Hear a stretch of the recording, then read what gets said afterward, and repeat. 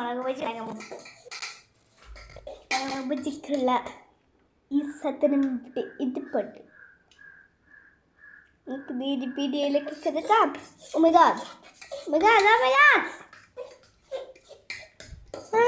ചീനിച്ചട്ടി എണ്ണയെല്ലാം ഒഴിച്ച് നല്ല വൃത്തി വെച്ചിട്ടുണ്ട്. നമ്മുടെ ചീനിച്ചട്ടി ഇച്ചിരി ചൂടാണ്. നമ്മളെ മുളക് ബജിയാണ് ഇടുന്നുണ്ട്. അത് നമ്മുടെ മുളക് ബജി ഇട്ടു. മുളക് ബജി ആണെന്ന് പറഞ്ഞാൽ വീണ്ടും വരിച്ചിട്ട് വരുന്നുണ്ട്.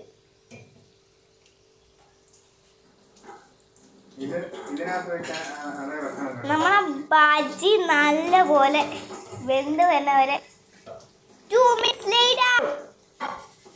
ഹായ് ഗൈസ്, നമ്മളപ്പോൾ നമ്മുടെ മുളക് ബജി ഉണ്ടാക്കിയിട്ടുണ്ട്. നമ്മളിനി അത് കഴിച്ച് നോക്കാൻ പോവാണ്.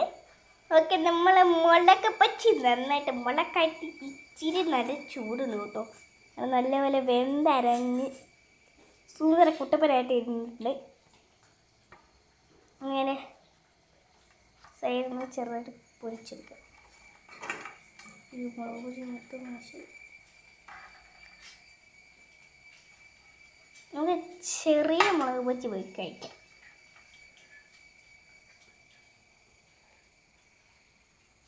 ഭയങ്കര ചൂടാട്ടോ. ഉണ്ടാക്കാം. ഹായ്, നമ്മുടെ മുളക് ബജി നമ്മൾ കഴിക്കാൻ പോവാണ്.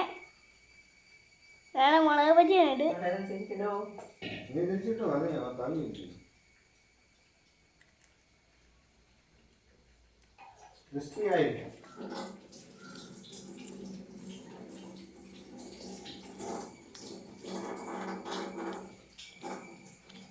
ഇതിലായിട്ടത് സൂപ്പർ ടേസ്റ്റി കേട്ടോ.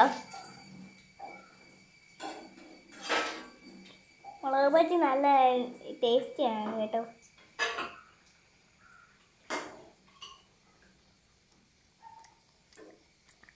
ഒന്നും പറയില്ല, സൂപ്പർ.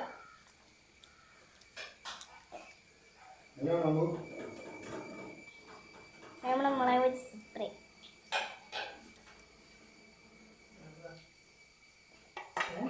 ഹായ് ഗൈസ്, അപ്പോൾ ഇന്നത്തെ ബജി ഉണ്ടാക്കലിൽ നമ്മുടെ ബജി സൂപ്പറാണ്.